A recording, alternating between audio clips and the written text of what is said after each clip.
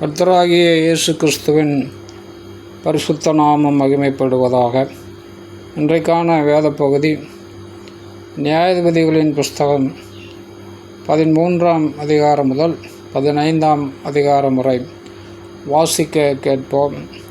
இந்த வேத வாக்கியங்களை வாசிக்கிறவனும் கேட்கிறவர்களும் அதன்படி கை கொண்டு நடக்கிறவர்களும் பாக்கியவான்கள். வாசிப்போம். இஸ்ரவேல் புத்திரர் மறுபடியும் கர்த்தரின் பார்வைக்கு பொல்லாப்பானதை செய்தபடியால் கர்த்தர் அவர்களை 40 வருஷமளவும் பெலிஸ்தர் கையில் ஒப்பு கொடுத்தார். அப்பொழுது தான் வம்சத்தானாகிய சோரா ஊரான ஒரு மனுஷன் இருந்தான். அவன் பேர் மனோவா. அவன் மனைவி பிள்ளை பெறாத மெலடியாக இருந்தாள். கர்த்தருடைய தூதனானவர் அந்த ஸ்திரீக்கு தரிசனமாகி அவளை நோக்கி, இதோ, பிள்ளை பெறாத மெலடியான நீ கற்பந்தரித்து ஒரு குமாரனை பெறுவாய். ஆதலால் நீ திராட்சரசமும் மதுபானமும் குடியாதபடிக்கும் தீட்டானது ஒன்றும் ருசியாதபடிக்கும் எச்சரிக்கையாயிரு. நீ கற்பந்திருந்து ஒரு குமாரனை பெறுவாய். அவன் தலையின் மேல் சவரகன் கத்தி படலாகாது. அந்த பிள்ளை பிறந்தது முதல் தேவனுக்கென்று நசரேயனாயிருப்பான். அவன் இஸ்ரவேலை பெலிஸ்தரின் கைக்கு நீங்களாக்கி ரட்சிக்க தொடங்குவான் என்றார். அப்பொழுது அந்த ஸ்திரீ தன் புருஷனிடத்தில் வந்து, தேவனுடைய மனுஷன் ஒருவர் என்னிடத்தில் வந்தார். அவருடைய சாயல் தேவனுடைய தூதரின் சாயலைப் போல மகா பயங்கரமாக இருந்தது. எங்கே இருந்து வந்தீர் என்று நான் அவரிடத்தில் கேட்கவில்லை. அவர் தம்முடைய நாமத்தை எனக்கு சொல்லவும் இல்லை. அவர் என்னை நோக்கி, ஏதோ நீ கற்பந்தரித்து ஒரு குமாரனை பெறுவாய். ஆதலால் நீ திராட்சரசமும் மதுபானமும் குடியாமலும் தீட்டானது ஒன்றும் புசியாமலும் இரு. அந்த பிள்ளை பிறந்தது முதல் தன் மரண நாள் மட்டும் தேவனுக்கென்று நசரேயனாயிருப்பான் என்று சொன்னார் என்றாள். அப்பொழுது மனோவா கர்த்தரை நோக்கி விண்ணப்பம் பண்ணி, அவன் சோராவுக்கும் எஸ்தாவோலுக்கும் நடுவில் உள்ள தானின் பாளையத்தில் இருக்கையில் கர்த்தருடைய ஆவியானவர் அவனை ஏவத்து வைக்கினார். ஆமேன். 14ஆம் அதிகாரம். சிம்சோன் திம்னாத்துக்கு போய் திம்னாத்திலே பெலிஸ்தரின் குமாரத்திகளில் ஒரு பெண்ணை கண்டு திரும்ப வந்து தன் தாயையும் தகப்பனையும் நோக்கி, திம்னாத்தில் பெலிஸ்தரின் குமாரத்திகளில் ஒரு பெண்ணை கண்டேன். அவளை எனக்கு கொல்ல வேண்டும் என்றான். அப்பொழுது அவன் தாயும் அவன் தகப்பனும் அவனை நோக்கி, நீ போய் விருத்த சேதனமில்லாத பெலிஸ்தரிடத்தில் ஒரு பெண்ணை கொல்ல வேண்டியதென்ன? உன் சகோதரரின் குமாரத்திகளில் எங்கள் ஜனம் அனைத்திலும் பெண் இல்லையா என்றார்கள். சிம்சோன் தன் தகப்பனை நோக்கி, அவள் என் கண்ணுக்கு பிரியமானவள், அவளையே எனக்கு கொல்ல வேண்டும் என்றான். அவன் பெலிஸ்தரிடத்தில் குற்றம் பிடிக்க முகாந்தரம் உண்டாகும்படி இது கர்த்தரின் செயல் என்று அவள் தாயும் தகப்பனும் அறியாதிருந்தார்கள். அக்காலத்தில் பெலிஸ்தர் இஸ்ரவேலை ஆண்டார்கள். அப்படியே சிம்சோனும் அவன் தாயும் தகப்பனும் திம்னாத்திற்கு போக புறப்பட்டார்கள். அவர்கள் திம்னாத்தூர் திராட்சை தோட்டங்கள் மட்டும் வந்தபோது, ஏதோ கட்சிக்கிற பாலசிங்கம் ஒன்று அவனுக்கு எதிராக வந்தது.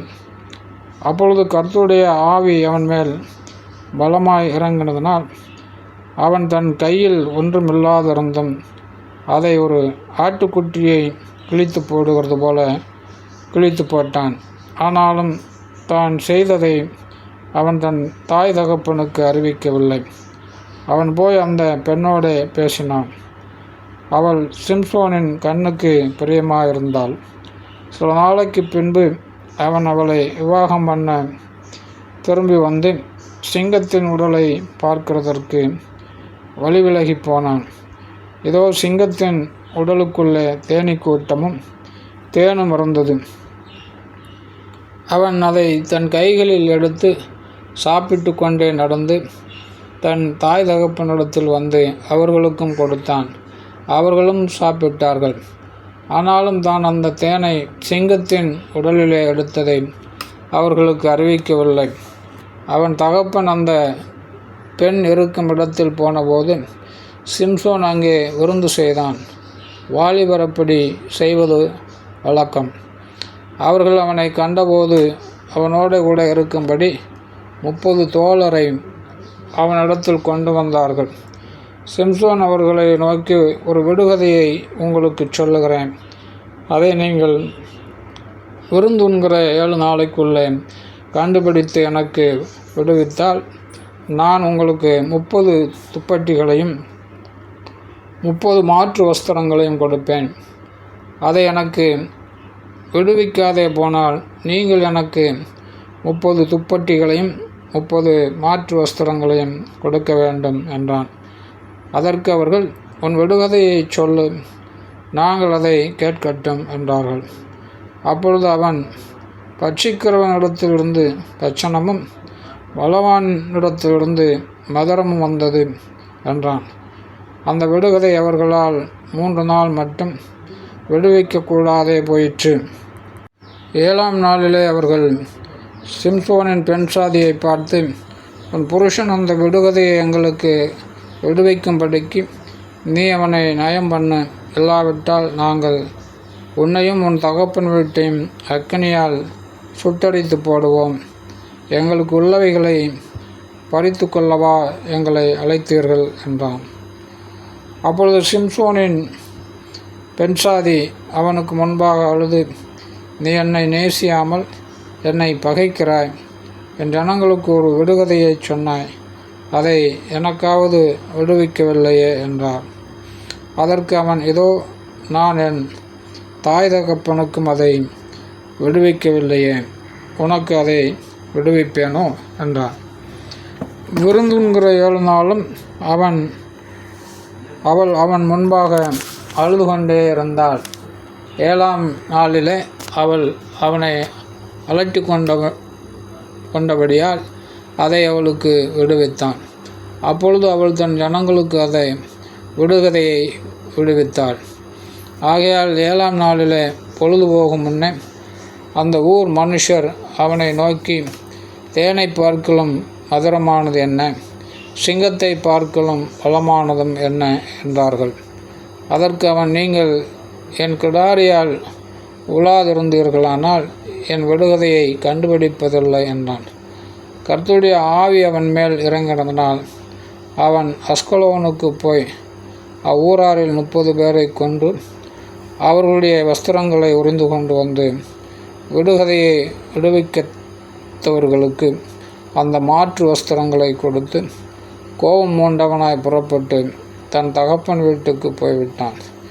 சிம்சோனின் பெண்சாதியோவென்றால் அவனுடைய தோழரில் அவனோடு சிநேகமாயிருந்த ஒருவனுக்கு கொடுக்கப்பட்டாள். ஆமேன். 15ஆம் அதிகாரம். சில நாள் சென்ற பின்பு சிம்சோன் கோதுமை அறுக்கிற நாட்களில் ஒரு வெள்ளாட்டுக்குட்டியை எடுத்துக்கொண்டு தன் பெண்சாதியை காணப்போய், நான் என் பெண்சாதியினிடத்தில் அறை வீட்டிற்குள் போகட்டும் என்றான். அவள் தகப்பனோ அவனை உள்ளே போக விட்டாமல், நீ அவளை முற்றிலும் பகைத்து விட்டாய் என்று நான் எண்ணி அவளை உன் சிநேகிதனுக்கு கொடுத்து விட்டேன். அவள் தங்கை அவளை பார்க்கலும் அழகானவள் அல்லவா, அவளுக்கு பதிலாக இவள் உனக்கு இருக்கட்டும் என்று சொன்னான். அப்பொழுது சிம்சோன், நான் பெலிஸ்தருக்கு பொல்லாப்பு செய்தாலும் என்மேல் குற்றமில்லை என்று அவர்களுக்கு சொல்லி புறப்பட்டு போய் 300 நரிகளை பிடித்து பந்தங்களை எடுத்து வாளோட வாள் சேர்த்து 2 வாள்களுக்கும் நடுவே ஒவ்வொரு பந்தத்தை வைத்து கட்டி பந்தங்களை கொளுத்தி பெலிஸ்தரின் வெள்ளாண்மையில் அவைகளை ஓடவிட்டு கதிர்கட்டுகளையும் வெள்ளாண்மையையும் திராட்சை தோட்டங்களையும் ஒலிவந்தோப்புகளையும் சுட்டடித்து போட்டான். இப்படி செய்தவன் யார் என்று பெலிஸ்தர் கேட்கிறபோது, திம்னாத்தானுடைய மருமகனாகிய சிம்சோன் தான்.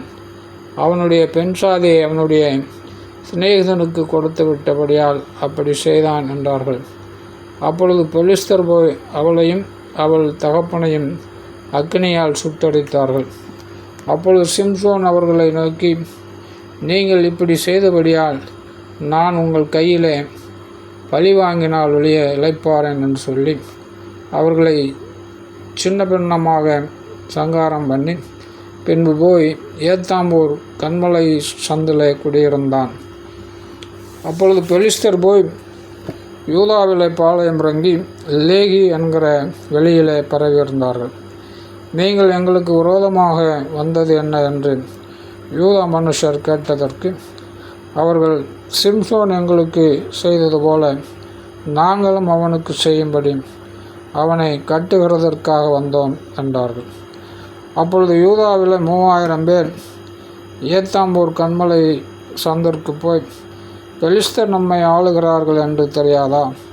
பின்ன ஏன் எங்களுக்கு இப்படி செய்தா என்று சிம்சோனிடத்தில் சொன்னார்கள். அதற்கு அவன், அவர்கள் எனக்கு செய்தபடியே நானும் அவர்களுக்கு செய்தேன் என்றான்.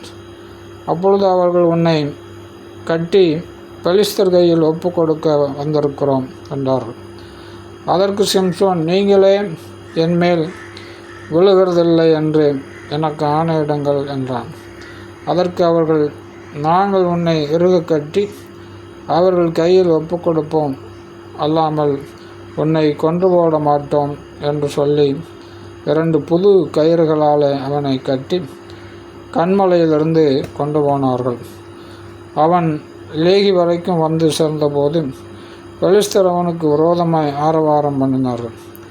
அப்பொழுது கர்த்தருடைய ஆவி அவன் மேல் பலமாய் இறங்கினதனால் அவன் புயங்களில் கட்டியிருந்த கயிறுகள் நெருப்புப்பட்ட நூல் போலாகி அவன் கட்டுகள் அவன் கைகளை விட்டு அறுந்து போயிற்று. உடனே அவன் ஒரு கழுதையின் பச்சை தாடை எலும்பை கண்டு தன் கையை நீட்டி அதை எடுத்து அதனாலே 1000 பேரை கொன்று போட்டான். அப்பொழுது சிம்சோன் கழுதையின் தாடை எலும்பினால் குவியல் குவியலாக பட்டு கிடக்கிறார்கள், கழுதையின் தாடை எலும்பினால் 1000 பேரை கொன்றேன் என்றான். அப்படி சொல்லி தீர்ந்த பின்பு தன் கையில் இருந்த தாடை எலும்பை எறிந்துவிட்டு அவ்விடத்திற்கு ராமாத் லேகி என்று பெயரிட்டான். அவன் மிகவும் தாகமடைந்து கர்த்தரை நோக்கி கூப்பிட்டு, தேவரீர் உமது அடியேன் கையினால் இந்த பெரிய இரட்சிப்பை கட்டளையிட்டிருக்க, இப்பொழுது நான் தாகத்தினால் செத்து விருத்த சேதனம் இல்லாதவர்கள் கையிலே விழ வேண்டுமோ என்றான். அப்பொழுது தேவன் லேகியில் உள்ள பள்ளத்தை பிளக்க பண்ணினார். அதிலிருந்து தண்ணீர் ஓடி வந்தது. அவன் குடித்தபோது அவன் உயிர் திரும்ப வந்தது. அவன் பிழைத்தான். ஆனபடியால் அதற்கு எந்த கோரி என்று பெயரிட்டான். அது இந்நாள் வரையும் லேகியில் இருக்கிறது. அவன் பெலிஸ்தரின் நாட்களில் இஸ்ரவேலை 20 வருஷம் நியாயம் விசாரித்தான். ஆமென்.